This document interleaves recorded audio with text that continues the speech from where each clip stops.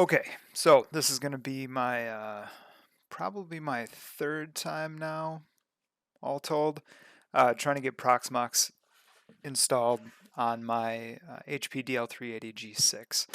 I ran into a couple issues with the server being a little bit on the older side.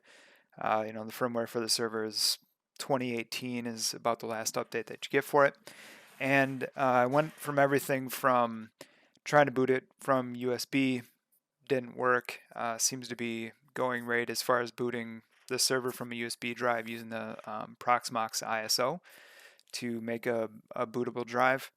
I tried, doing the boot menu, which is like F11 on this when it starts up, and then specifying I wanted to boot from the ISO. That didn't work, and then ultimately I fell back on and found out that if I just mount the ISO with the little utility that you see over here on the left, this virtual media utility, I mounted it, and then when I connect it, now if I just let the server boot and I just obviously specify the boot order, everything seems to work fine. So I'm not exactly sure if that's normal or not or whatever, but it is a little bit older piece of hardware, so I'm just gonna roll with it. So at this point, what I've done is I've downloaded the latest version of ProxMox.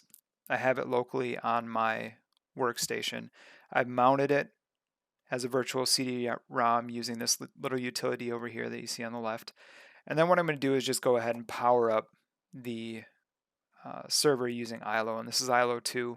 So your results may vary depending on what you have, but this is again a DL380 G6. So I'm going to go ahead and use ILO to turn the server on.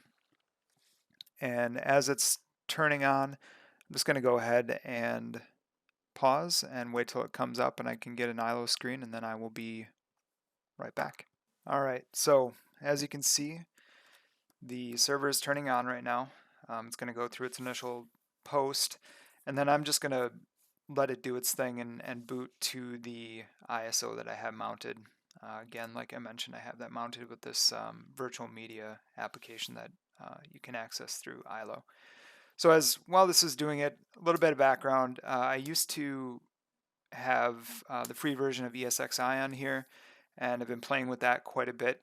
I use ESXi in my professional career quite a bit, and I guess I should, say ESXi with vCenter in a corporate environment. I obviously don't have that here as far as licensing is concerned, so I wanted to go ahead and try something else.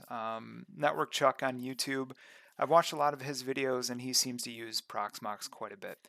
So I don't know exactly what he's running it on, but I have this server that I'm going to use it with and give it a try. So I just wanted to try something different.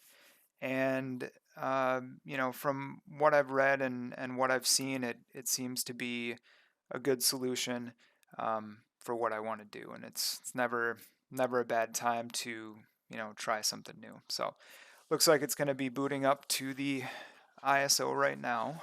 So once this gets in here, we'll get some installation options. Now, when I tried this before, when I did the install ProxMox VE and not the debug mode, I actually got an error and it didn't continue with the installation. Since then, I've switched, I've re-downloaded the ISO, and I tried the debug mode the last time, and it seemed to work. So this time with the new ISO, I'm going to go ahead and just use the regular install ProxMox VE, as I feel like that should work just fine. So I'm going to go ahead and hit enter. We're going to see what happens here. This last time took a little bit, so again, I think what I'm going to go ahead and do is just kind of pause for right now until it actually loads up into the installer, and then we'll continue from there. So see you in a little bit. Okay, so we got into the installation page here. Now the mouse is a little funky here. It's not quite tracking quite right, so I'm gonna have to kind of make this work as best I can. So this is gonna be the install of ProxMox Virtual Environment VE. I think pretty sure that's what that stands for, anyways. And we're just gonna go ahead and do this. All right, so target hard disk, I assume that this is going to be just a storage pool. Looks like it. What are the options we have here? Yeah, 2 terabytes, ext4. Looks good to me. Ah, this mouse, I tell you. Try this. Here, coming from this side. All right, so we're going to go next. Country, United. All right. United States. Good. I think I can I change this right now? Chicago, that's going to be Central Time. And English, can I use a keyboard? Oh, I can, good. All right, so I'm just going to tab through. That way I can easily do that. So I'm going to tab through and hit spacebar on next. All right, password. Okay, and we're just going to leave that. So management interface. What do we have for options here? Not really sure what that means, so we're just going to leave it at that one. Host name, we're going to do PV, so ProxMox virtual environment dot Pershing dot LAN. IP address, I use a tens subnet. We're going to do 30. Gateway is going to be 1, and we're going to use that for DNS as well. Okay. Next. So that looks all good. Automatically reboot after successful installation. Where am I? All right. So install. Okay. Cool. So we'll let this install run, and then when it comes back, I'll show you. That was a pretty easy install. Nothing crazy short of having to deal with some of the caveats of using, in my case, a DL380, using ILO, trying to mount the ISO remotely, and getting that pushed over to install it. Aside from that, no big deal. I assume this would be a ton easier on, if you had just a desktop or some type of lab, desktop that you're trying to install. You can actually boot off a USB, something along those lines. And again, it's free. They have an enterprise subscription model that gets you some support and such, but I don't need that. I'm just going to use that here inside my home lab for all the VMs that I'm going to fire up there. So we'll let this complete, and then when it's done, we'll see what we can do about creating a VM. All right, see you in a little bit. Okay, so it finished, the installation finished.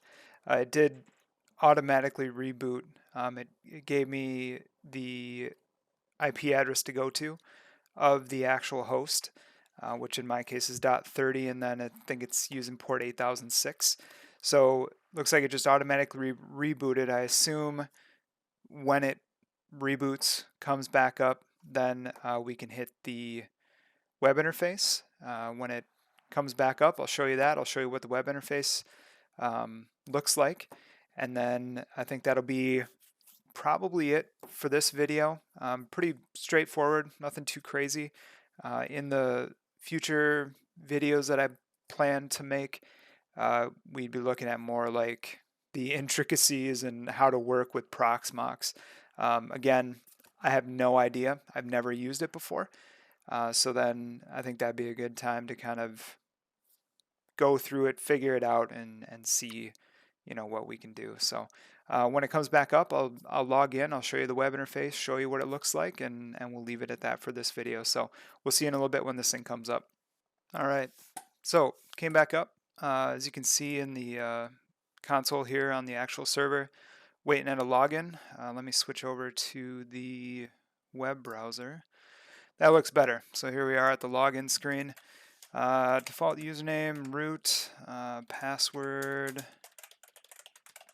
that I used, and we're going to log in. All right, so this is what I was talking about, the subscription. Like I said, they have an enterprise subscription service that I just don't subscribe to, so that's fine. But here is the web interface. Pretty pretty simple, pretty clean, it looks like. Um, I would say that, if you have any experience with um, ESXi, VMware, that kind of stuff, obviously this looks quite a bit different. So just take a quick look around. Got a summary of both the, looks like the storage pools that it created, the local one, and then this is probably going to be where all the VMs are stored. Yeah, so 2 TB here and 100 gigs there for, I guess, what would be effectively the OS drive. Um, Looks like this is where we can do some backups, upload our ISO images for obviously creating your VMs, container templates. I assume that's what CT is, containers, create container, create VM. We'll get into that. I'm not sure if you know what containers are, but kind of like little applications that can run inside of a container rather than having an entire OS dedicated to it. Permissions, and then here again, looks like this is where the disks are going to be stored for the VMs that are created and such, and that's about it. So, yeah, pretty simple, pretty easy. I'm glad I went ahead and did it. Not too big of a deal. So that's going to be it for this video, I'm pretty sure. And in the next one, I'll go through creating a new VM. I'm not exactly sure what I'm going to do off the top of my head, but figure that out. And thanks for watching.